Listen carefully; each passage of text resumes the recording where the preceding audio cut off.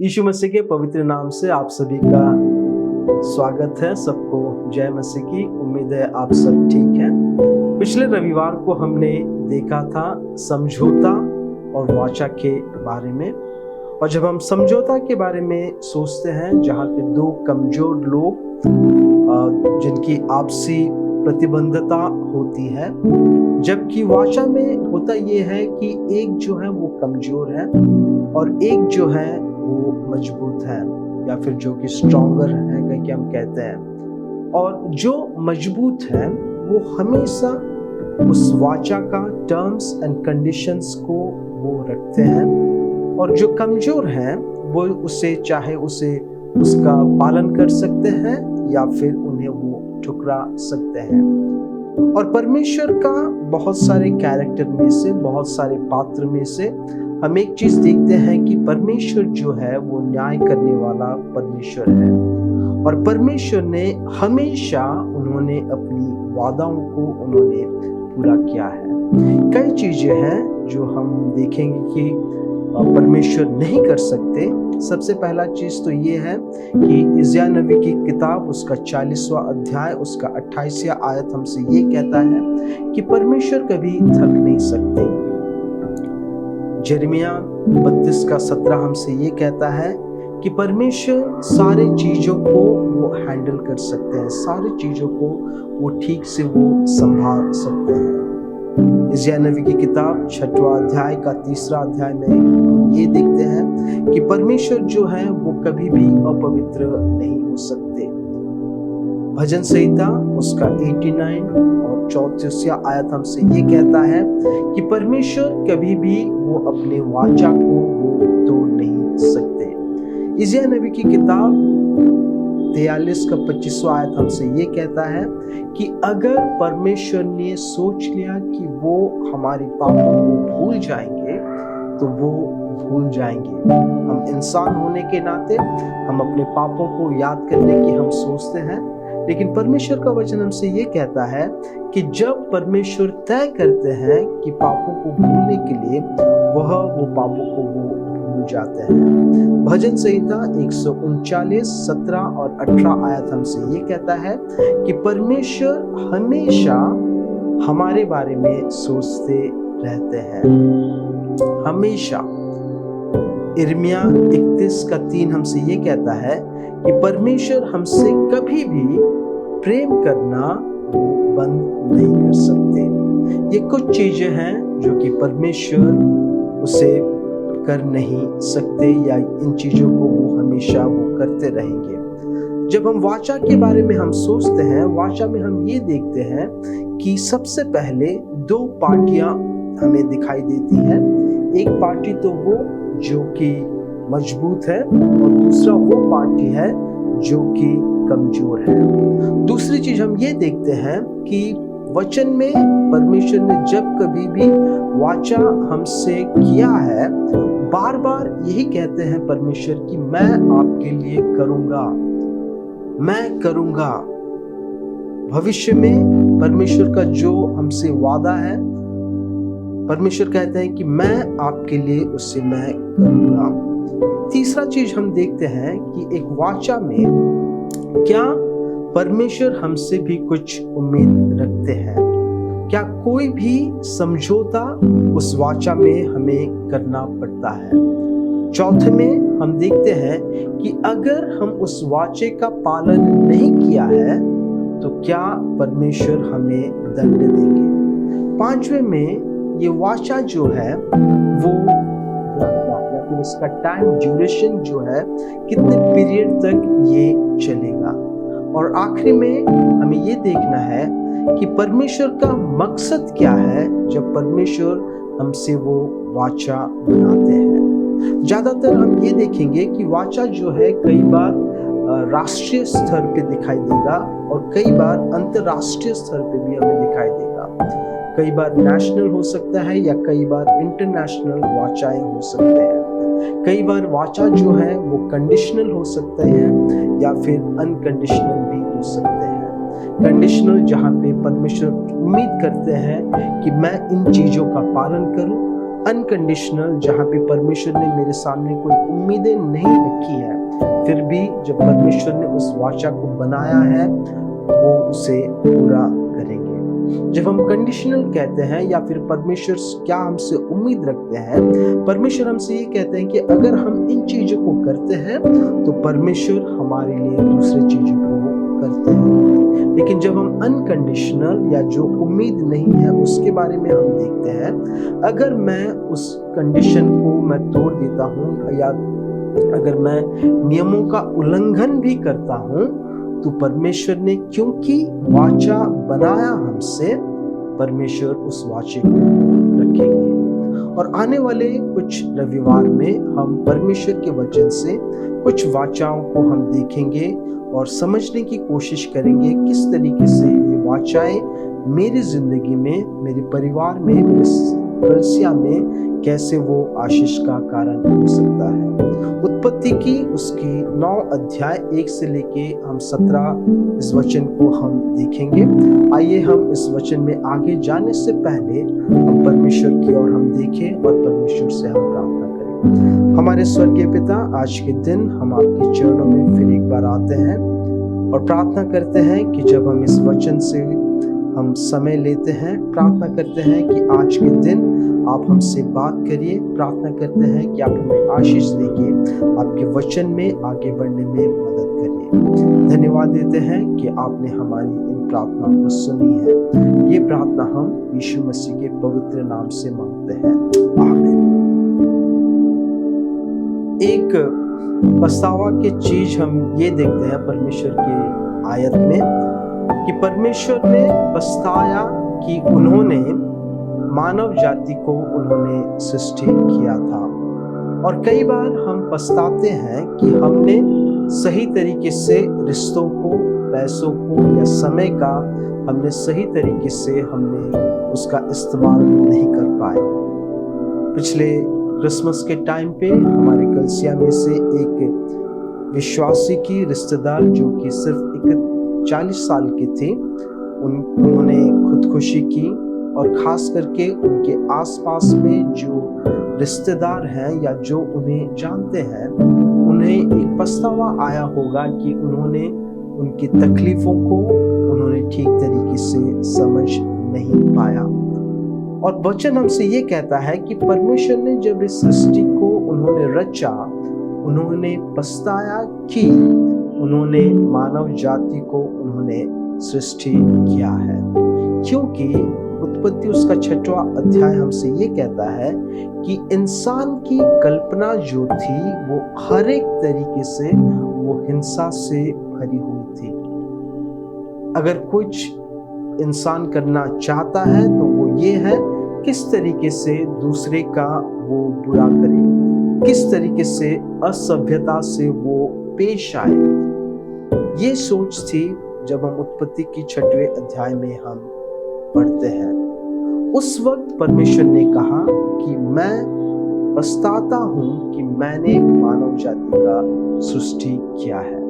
और तब परमेश्वर तय करते हैं कि वह फ्लड के जरिए से वो पूरी दुनिया को वो नाश करेंगे, बाढ़ के जरिए से वो पूरी दुनिया को नाश करेंगे। लेकिन इस बीच में एक इंसान था जिसका नाम हम नूहा करके हम जानते हैं। नूहा जो था परमेश्वर के साथ वह सही तरीके से वो चलता था। और एक तौर पे कहा जाए तो नूहा जो था वो धर्मी था। वो ना ही केवल धर्मी था, लेकिन नूहा ने अपने परिवार को धार्मिकता से चलने के लिए उन्होंने उस परिवार को आगे लेके गए थे। और नूहा को जब परमेश्वर देखते हैं, नूहा के परिवार को जब परमेश्वर देखते हैं, वह ये कहते हैं कि मैं इससे संसार को जो है मैं नाश नहीं करूंगा, लेकिन नूहा से वो ये कहते हैं एक जहाज बनाने के लिए जहां पे नूहा और नूहा के परिवार के सदस्य जो है वो सुरक्षित रह सके। और ये वाचा जो है वचन में हम ये देखते हैं कि ये सबसे पहला वाचा है जिसको परमेश्वर ने नूहा के साथ बनाया। और कई बार हम ये सोचते हैं कि परमेश्वर जो है जो बुराई है क्यों परमेश्वर उसे एक बार खत्म नहीं कर देते। और कई लोगों का कहना ये है कि परमेश्वर जो है उन्होंने घड़ी तो बना लिया, लेकिन अब उस घड़ी की जो समय है उसको वो कंट्रोल में या अपने काबू में नहीं लेके आ पा रहे हैं। कई लोगों का ये कहना है अगर परमेश्वर जिंदा है तो इतनी बुराइयां चारों ओर हमें क्यों देखने को मिल रही है।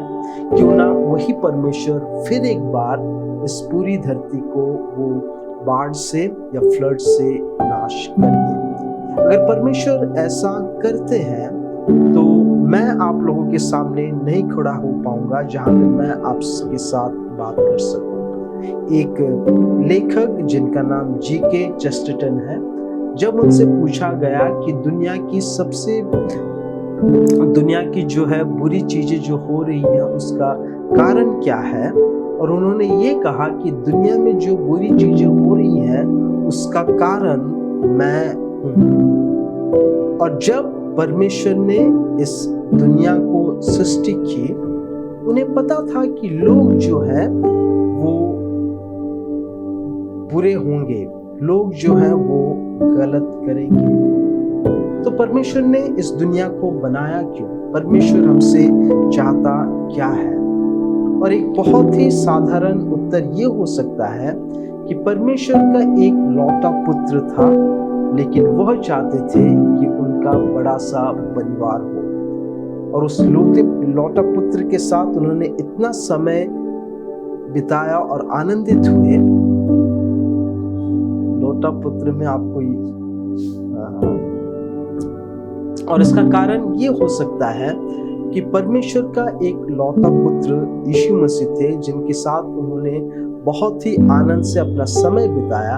और वो चाहते थे कि उनका एक बहुत बड़ा परिवार हो, जहाँ पे उनके साथ रिश्ते बनाया जा सके, जहाँ पे उनके साथ एक प्यारा रिश्ता बनाया जा सके। उसी कारण परमेश्वर ने हम सबको रचा। लेकिन आज जब हम पूरी दुनिया में देखते हैं, लोग जो हैं परमेश्वर के बिना जीना सीख रहे हैं। वो कभी भी परमेश्वर को याद नहीं करते हैं, और खास करके वो कभी भी परमेश्वर को धन्यवाद देना या शुक्रिया अदा करना वो नहीं जानते या शुक्रिया अदा नहीं करते हैं। और शुक्रिया अदा ना करना वचन में एक बहुत ही बड़ा पाप है। और कई बार हम ऐसे होते हैं कि हम लोग एहसान फरामोश होते हैं, जहाँ पे हम परमेश्वर के पास नहीं आते और परमेश्वर को हम धन्यवाद नहीं देते। वचन में हम ये देखते हैं कि इज़राइल के लोगों ने मूसा से कंप्लेन किया।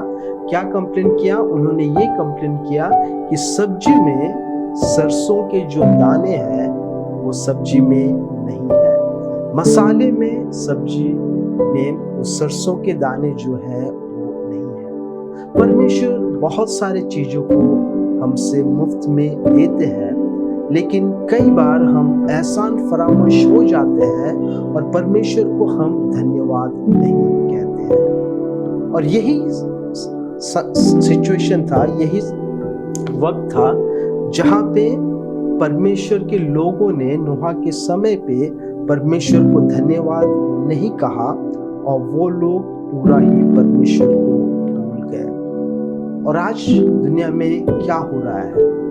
क्या हम परमेश्वर को शुक्रिया अदा हमने करना सीखा है? क्या हम परमेश्वर को याद करते हैं? अगर हम उसे याद नहीं करते हैं तो परमेश्वर अभी तुरंत क्यों हमें नाश नहीं कर देता?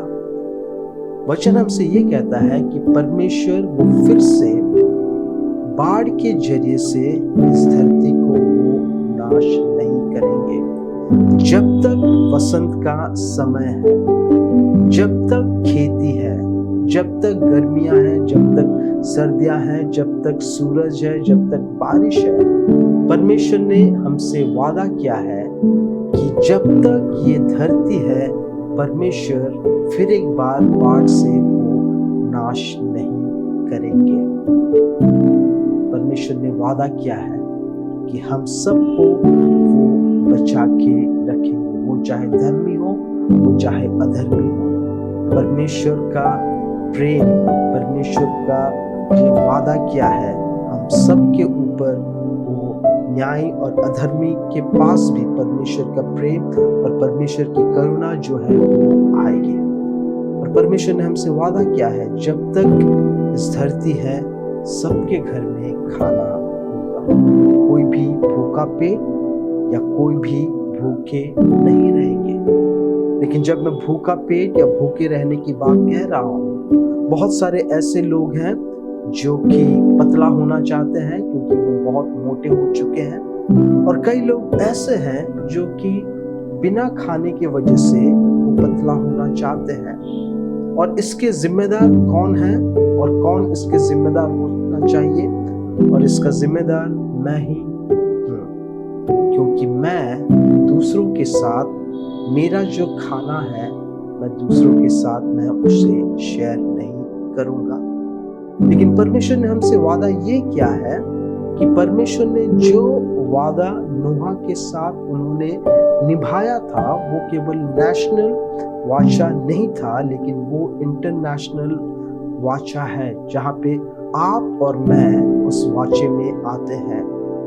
अगर परमेश्वर ने उस वाचा को पूरा नहीं किया होता तो आज शायद मैं जिंदा नहीं रहता, आज शायद मेरे पास खाने के लिए खाना नहीं रहता। ये वाचा केवल यहूदी लोगों के लिए नहीं, लेकिन सारे मानव जाति के ऊपर है, जहाँ पे परमेश्वर ने वादा किया है कि वह इस दुनिया को फिर एक बार बाढ़ के जरिए से वो नाश नहीं करते हैं। क्या परमेश्वर इस वाचा से कुछ चीजों को उम्मीद रखते हैं?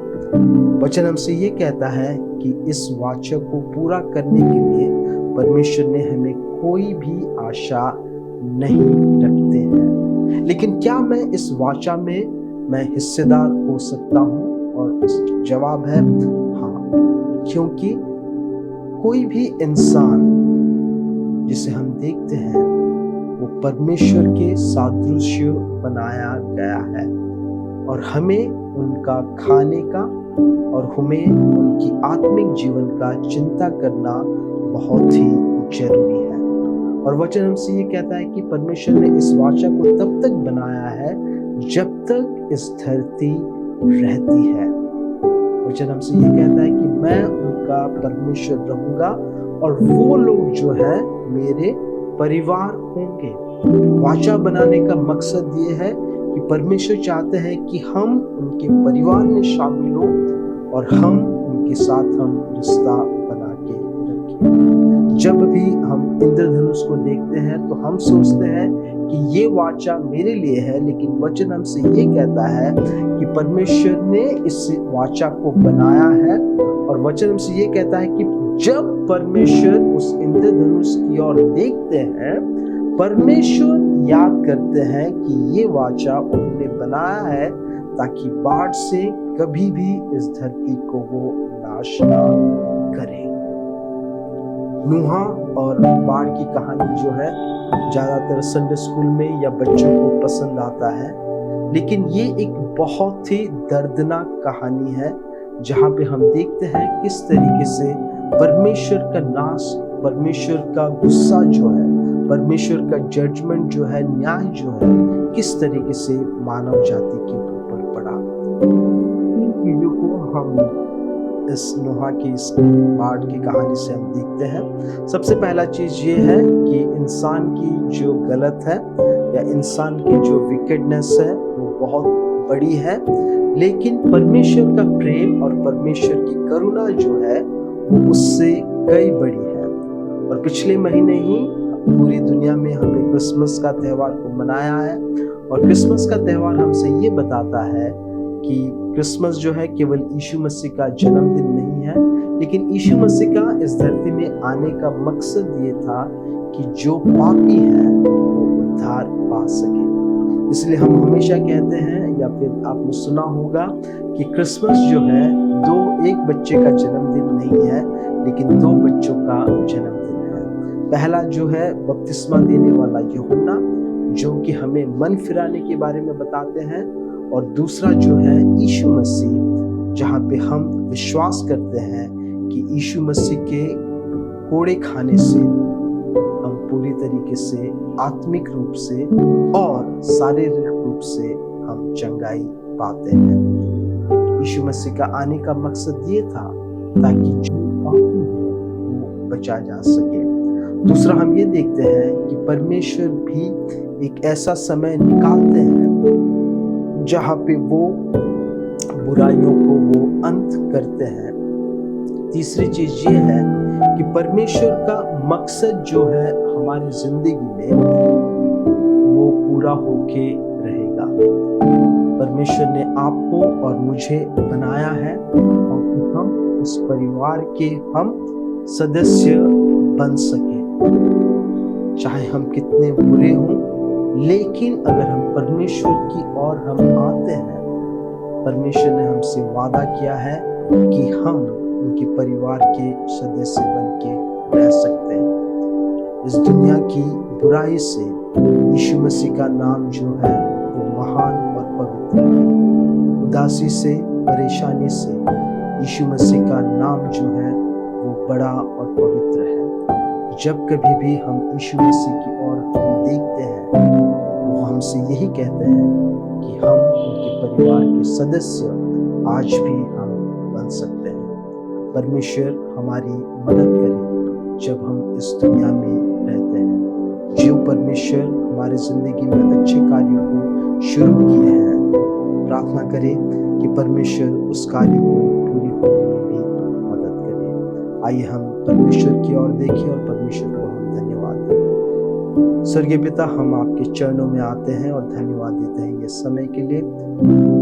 प्रार्थना करते हैं पिता कि आपने हमें जो उम्मीद और आशा दी है, आपने जिस तरीके से हमारे विश्वास को शुरू किया है, हम प्रार्थना करते हैं कि आप उससे पूरी होने में भी आप हमें मदद करिए। आज के दिन अगर कोई बीमार है, आज के दिन अगर कोई उदास है, हम जानते हैं पिता कि आपका नाम जो है बीमारी से, उदासी से कई बड़ी है पिता। हम जब पापी थे, आपने हमसे प्रेम किया और आपने हमें अपना माना, इसलिए हम आपको धन्यवाद देते हैं। धन्यवाद देते हैं कि आपने हमसे वादा किया है कि आपके परिवार के सदस्य हम बन सकते हैं। प्रार्थना करते हैं पिता कि हमारे आस पड़ोस में जो भी बीमार से या कोई भी चिंता से या आत्मिक तौर से किसी को भी मदद की जरूरत है, प्रार्थना करते हैं कि आप हमें उनको पहुंचने तक हमें एक रास्ता बनाइए या मार्ग बनाइए जहाँ पे हम उनको मिल सके और आपके मदद से जरूरतों को पूरी कर पाए। धन्यवाद देते हैं कि आपने हमारी पापों को माफ किया है, इसलिए हम आपको धन्यवाद देते हैं। धन्यवाद देते हैं कि आपने हमारी इस प्रार्थना को सुना। ये प्रार्थना हम यीशु मसीह के पवित्र नाम से मांगते हैं, आमीन। परमेश्वर आप सबको आशीष दे। भजन संहिता 103 हमसे ये कहता है कि हमें परमेश्वर की भलाइयों को नहीं भूलना चाहिए। क्यों? सबसे पहला प्रॉफिट या सबसे पहला ब्लेसिंग जो है वो ये है कि परमेश्वर जो है हमारे सारे पापों को वो माफ करता है और वो हमें नई जिंदगी देने का वादा करता है। परमेश्वर आप सबको आशीष दे। सबको जय मसीह की। उम्मीद है अगले संडे हम फिर से मिलेंगे। शुक्रिया।